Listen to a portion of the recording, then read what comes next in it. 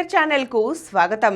మనం ప్రముఖ సంఘ సంస్కర్త నిస్వార్థ ప్రజా సేవకురాలు అయినటువంటి శ్రీమతి హేమలత లవణం గారి స్వీయ జీవిత గాథ మృత్యోర్మ అమృతంగమై నుండి నేరస్తుల సంస్కరణకు సంబంధించి అనేక అంశాలు తెలుసుకుంటున్నాం కదండి.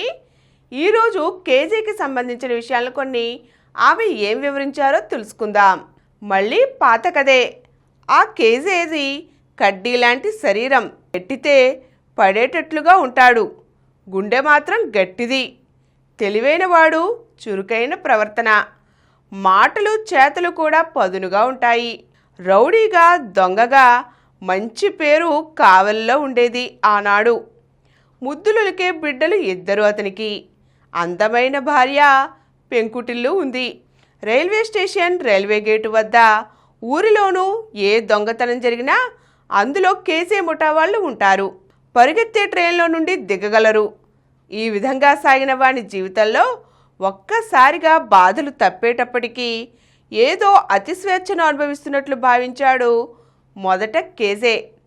అయితే తరువాత నెమ్మదిగా తెలుసుకున్నాడు తాను జాగ్రత్తగా తన ప్రవర్తనను మలుచుకోవాలని.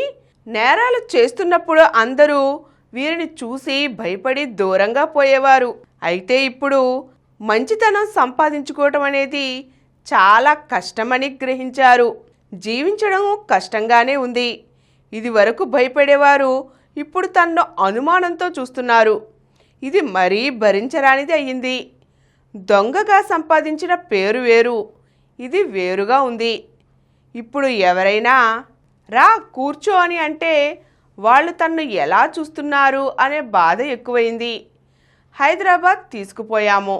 ఒక సందర్భంలో ముఖ్యమంత్రి ఎదురుగా కూర్చున్నాడు కుర్చీలో. అది ఒక కొత్త అనుభూతి అంటాడు కేజే. తోటి వారిని కూడా మార్చాలనుకున్నాడు. వారి పోషణ వాడికి పెద్ద సమస్య అయి కూర్చుంది. తన భవిష్యత్తు ఏమిటి, తన పిల్లల్ని తాను ఆశించినట్లు ఎలా చదివించాలి, ఇవన్నీ ఒకవైపు. పోలీసులు అనుమానంగా తరచూ స్టేషన్కు పట్టుకుపోవడం, అందరూ అనుమానంగా చూడటం, ఇవన్నీ కూడా మరోవైపు.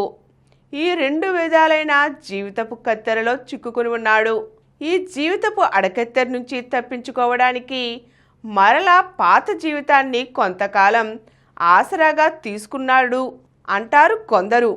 ఎంతమందిని జైళ్లు మార్చాయి, శిక్షలు ఎంతమందిని సుశిక్షితులుగా చేశాయి. శిక్ష శరీరానికా, మనస్సుకా?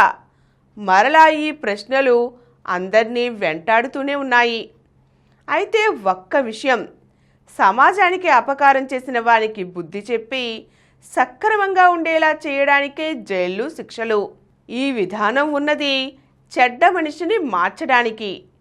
ఒకసారి ఒక మనిషి తప్పు చేసి తాను తప్పు చేస్తున్నానని, తన మార్గం తప్పు అని తెలుసుకున్న తర్వాత నన్నొక్కసారి క్షమించి ఒక్క అవకాశం ఇచ్చి చూడండి, నేను బాధ్యత గల పౌరుడిగా బ్రతుకుతాను అన్నప్పుడు మనుషులుగా మన కర్తవ్యం ఏమిటి?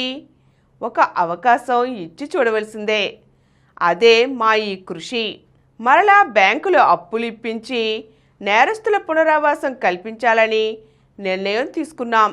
మరో దారి లేదు గనుక సీతానగరం స్టువర్ట్పురంలో అప్పులిప్పించిన తల బొప్పులు ఇంకా మానకపోయినా మాకు వేరే మార్గం లేదు. మరి బ్యాంకు వారిని కలిసి చర్చించాం.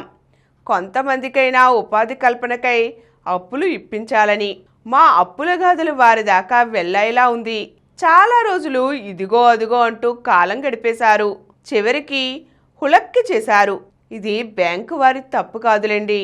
ఈలోగా అబ్బాయిలు చిన్న పెద్ద నేరాలు అడపాదడపన చేస్తూనే ఉన్నట్లు వార్తలు వచ్చాయి. ఈ విషయం సామెత చెప్పినట్లుగా ఉంది. పిచ్చి కుదిరితేనే పెళ్ళి అంటే పెళ్లి జరిగితే పిచ్చి కుదురుతుంది అని అన్నారట. అలాగే మాకు ఏదో ఒక ఉపాధి కల్పించండి, నేరం మానుతాం అంటారు నేరస్తులు.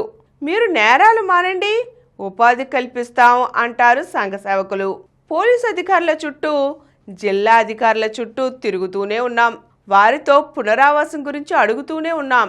ఈ కాలనీకి దానికి అలవాటు పడిన మనస్తత్వం, పని శ్రమ లేకుండా వెంటనే జరగాలని అనుకుంటారు. పొలం పని దీనికి చాలా భిన్నం. చెమట వచ్చి రెక్కలు ముక్కలు చేసుకొని శ్రద్ధగా పొలం సాగు చేసి పంట పురుగు పట్టకుండా కాపాడి కాపలాలు కాస్తే 6 నెలలకు గాని ఫలితం దక్కదు. మాజీ నేరస్తుని దృష్టిలో ఇది చాలా దూరం. అందుచేత పొలం పని అతనికి తృప్తినివ్వదు. అయితే అలవాటు పడితే మాత్రం పొలం వదలడు. అతను అలవాటు పడేంత వరకు శ్రమ పడటం, శ్రద్ధను పెంచడం అనేవి వారి దగ్గరి వారితో పాటు ఉండి సంఘ సేవకులు చేయించాలి. అప్పుడు నైతిక సహకారం, నైతిక బంధనం వలన వారు అలవాటు పడగలుగుతారు. అది లేనప్పుడు పొలం పని పునరావాసంగా పనికిరాదు. ఈ నవజీవన్ నగర్ ప్రయోగంలో మాకు ఇటువంటి అనుభవాలు చాలానే లభించాయి. ఈరోజు మనం నేరస్తులకు పునరావాసం కల్పించడం కోసం వారి ఉపాధి కల్పనకై హేమలత లవణం గారు ఏ పనులు చేశారో, ఎటువంటి కార్యక్రమాలు చేపట్టారో తెలుసుకున్నాం కదండి. మరో చక్కని అంశంతో మళ్ళీ కలుద్దాం. ఈ కార్యక్రమం మీకు ఎంతో నచ్చింది కదా. ఇటువంటి మరిన్ని వీడియోల కోసం అనతి కాలంలోనే 20 కోట్లకు పైగా వ్యూస్ సాధించిన సమరం ఛానల్ సమర్పించు యతీష్ సెంటర్ ఛానల్కు సబ్స్క్రైబ్ చేయండి, లైక్ చేయండి, మీ ఫ్రెండ్స్కి షేర్ చేయండి. అలాగే ప్రక్కనున్న గంట సింబల్ని ప్రెస్ చేయడం మర్చిపోకండి.